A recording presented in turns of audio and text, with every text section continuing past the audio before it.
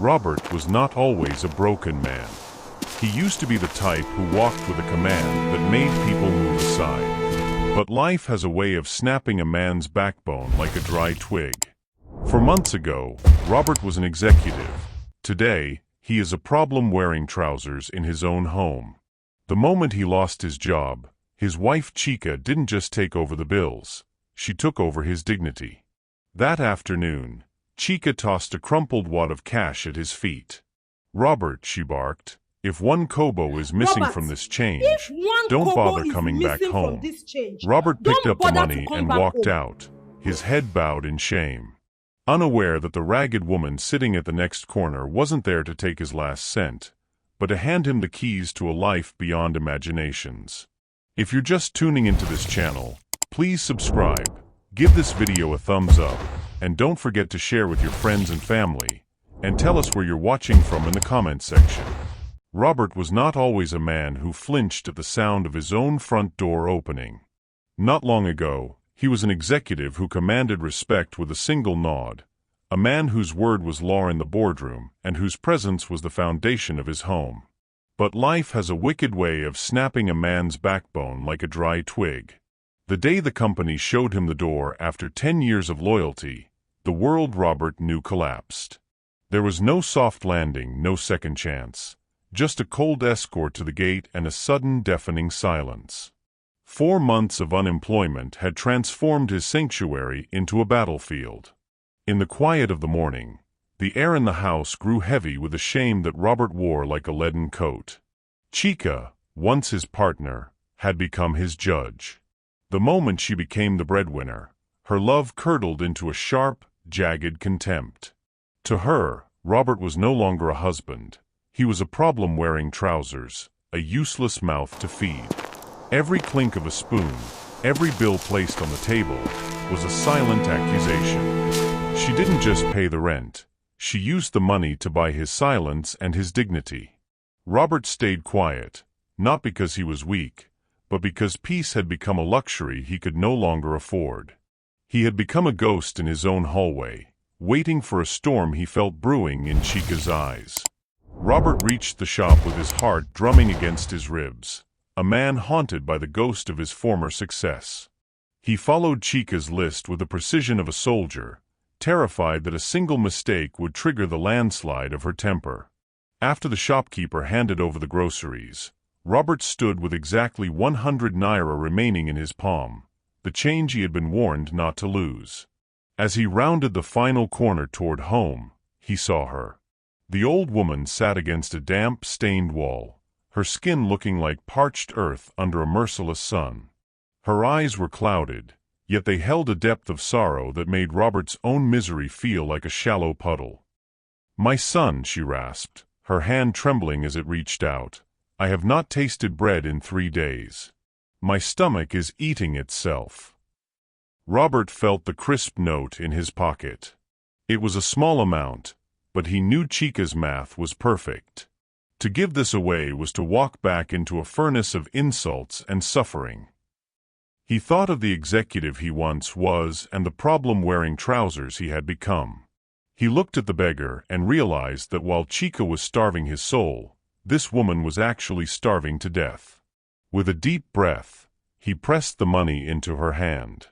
He walked away quickly, unaware that by emptying his pocket for a stranger, he had just unlocked a fortune that would soon make Chica's petty threats look like whispers in a storm.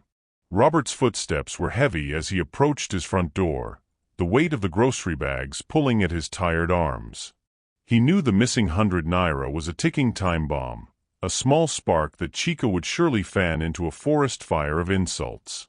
He took a deep breath, steeling himself for the usual lecture on his uselessness, but as he pushed the door open, the house was eerily quiet. The silence wasn't peaceful, it was thick, like the air before a heavy rain. He dropped the bags in the kitchen and walked toward the bedroom, calling Chica's name softly. He stopped at the threshold, the world suddenly tilting on its axis. There, in the room they once shared as a sanctuary, was Chica, wrapped in the arms of Reby, the man Robert had called his brother for 15 years. The betrayal didn't scream, it choked him. Chica didn't even scramble to cover herself. Instead, she looked at Robert with a cold, mocking laughter that cut deeper than any blade. When Robert found his voice to confront them, she didn't apologize. She lunged at him, demanding the change from the shopping. When he admitted he had given it away, she used it as the final excuse to excise him from her life like a tumor. "You are a thief and a failure," she screamed, while Rotami watched with a smirk that shattered Robert's heart. Before he could process the pain, his belongings were hurled into the dirt of the street. As the door slammed and the lock turned, Robert stood in the darkness, a homeless man whose only remaining possession was the memory of an old woman's blessing. The streets were cold that night, but the fire of betrayal in Robert's chest was colder. He sat on a flattened piece of cardboard, his back against the same damp wall where he had once shared his last coins. He was a man who had lost everything: his home, his wife, and the friend he once called a brother. Just as the weight of the darkness began to crush his spirit, a soft shadow fell over him. It was her. The old woman didn't look like a beggar anymore. In the moonlight, her tattered clothes seemed to shimmer like ancient silk, and her eyes held a clarity that didn't belong to this world. "The seed you planted in the dirt has grown into a forest, my son," she whispered, her voice vibrating with a strange power. She reached into the folds of her wrapper and brought out a small, crumpled piece of paper.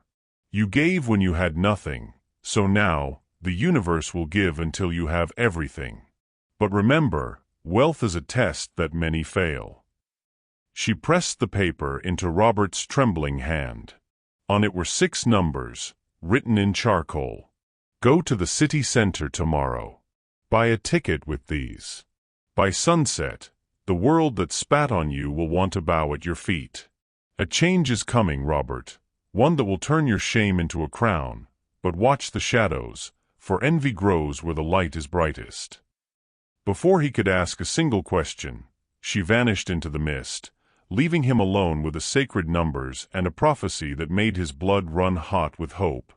The ticket Robert held was no longer just a scrap of paper.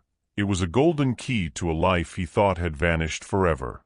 When the numbers matched, and the reality of $2 million hit him, the air in the small room felt electric. For the first time in months, the crushing weight on his chest lifted, replaced by a dizzying sense of power. He was a man again. He was Robert, the executive, reborn from the ashes of poverty. He immediately thought of his old friend Osaro, the only one who had offered him a roof when Chica threw him to the wolves. He wanted to share the news, to reward the loyalty of the man who had seen him at his lowest. But as he reached for his phone, the atmosphere in the room shifted. A chill that had nothing to do with the wind swept through the space, and a voice, low, ancient, and vibrating with an authority that wasn't of this world, echoed in his mind. "Robert," the voice warned, "do not let the light of your gold blind you to the shadow standing beside you." Robert froze, his heart hammering against his ribs. "The one you call a brother carries a heart of charcoal. Osaro's hands are open not to help you, but to catch what falls from yours. Beware, for deep envy wears the mask of friendship, and darkness is already blooming in his soul." Robert stared at the phone, the digital glow reflecting in his eyes, caught between his desperate need to trust and a warning from the divine. Success is a loud visitor, and it wasn't long before the news of Robert's new wealth reached the ears of those who had discarded him. He was sitting in his new living room, a space filled with the silence of luxury, when a soft, desperate knocking came at the door. He opened it to find Chica. She wasn't the arrogant woman who had tossed money at his feet. She looked haggard, her clothes dusty, and her eyes swimming in well-rehearsed tears. She fell to her knees immediately, clutching his legs as if they were her only lifeline. "Robert, I have suffered," she wailed, her voice cracking with a precision that would move a stone. She claimed Rotami had beaten her and stolen everything, leaving her to sleep under bridges, praying for her husband's forgiveness. Deep in the back of Robert's mind, the mysterious, low-toned voice began to hum, a warning that vibrated in his very bones. "Danger is wearing a mask," the voice whispered. A snake does not become a stick just because it is cold. But Robert looked down at the woman he had once loved, the woman he had shared a life with before the world went dark, and his heart betrayed his wisdom. He wanted to believe that people could change, and he wanted to prove he was better than the man she had mocked. Ignoring the heavy intuition that made his skin crawl, he reached down and pulled her up. "It's okay, Chica," he said softly, unaware that by opening his door, he was inviting his executioners back to the table. The sun was dipping low, casting long bloody shadows across the riverbank as Robert followed Osaro and Chica into the thick brush. Osaro had spoken of a prime plot of land, a golden investment for Robert's new wealth, and Chica had been unusually sweet, pressing a cold bottle of juice into Robert's hand to ward off the heat. He drank it greedily, touched by her sudden kindness, unaware that betrayal tastes like sugar before it turns to ash. By the time they reached the water's edge, the world began to tilt. His legs turned to water, and the trees overhead blurred into dark, mocking ghosts. "Robert? You look tired," Chica whispered, but her voice no longer held the sweetness of the car ride. It was cold, sharp, and hungry. Robert tried to speak, but his tongue was a heavy weight in his mouth. He watched through a hazy veil as his friend Osaro stepped forward, his face devoid of the brotherhood they had shared for years. There was no hesitation, only the brutal efficiency of greed. With a shared nod, they grabbed his limp body. Robert felt the air rush past him as they swung him outward, a discarded burden finally being cast away. He hit the freezing water with a dull splash, the current dragging his drugged body into the depths. Above the surface, Chica and Osaro stood silhouetted against the dying light, watching the bubbles rise until the river was smooth once more, convinced they had finally buried the man and kept the millions. The river was cold and hungry, pulling Robert into its dark depths, but the heavens were not finished with him yet. High above in the branches of a palm tree, a local tapper had seen everything, the car, the struggle, and the two silhouettes watching the water. As soon as they sped away, the tapper dropped his tools and dove in, dragging Robert's limp, waterlogged body to the muddy bank. He didn't take him to the city hospital where enemies might be lurking. Instead, he carried him deep into the quiet safety of the village, to the home of a man known for his wisdom and his medicine, Papa Joe. For 3 days, Robert hovered between the world of the living and the dead. Rita, Papa Joe's daughter, became his shadow, pressing cool cloths to his fevered forehead and whispering prayers over herbal broths. While she was nursing his broken body back to health, Chica was in the city performing a different kind of theater. She stood before the DPO at the police station, her face squeezed into a mask of fake agony, wiping away dry tears as she reported her beloved husband missing. She played the part of the grieving wife perfectly, unaware that miles away, in a humble thatch-roofed room, Robert's eyes had finally fluttered open.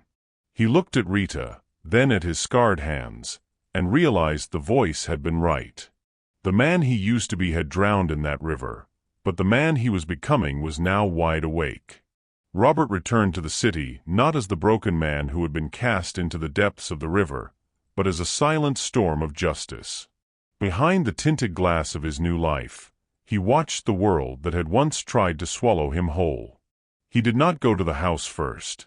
He went to the police station with the palm wine tapper's phone held tightly in his hand like a holy relic. When the DPO pressed play, the room fell into a heavy silence. The grainy footage was undeniable. It captured Chica's face twisted with greed and Osaro's hands physically heaving Robert's unconscious body into the dark water. The law moved with a speed Robert had never known. By sunset, the cold click of handcuffs echoed against the wrists of those who thought they had buried a man, unaware that he was a seed destined to rise. As Chica screamed and pleaded from the back of the police van, Robert didn't feel the anger he expected. He felt only a clean, cooling clarity. He left them to the fate they had carved for themselves and turned his back on the city's hollow noise. He drove through the night, guided by the memory of the voice and the warmth of a simple village kitchen. When he arrived at Papa Joe's compound, the morning sun was just beginning to kiss the red earth. Rita was there, sweeping the yard, her face lighting up with a radiance that no windfall could ever buy. Robert stepped out of the car, took her hands in his, and finally felt the peace he had been chasing. He had lost a job, but through the hands of a beggar and the heart of a village girl, he had finally found his soul.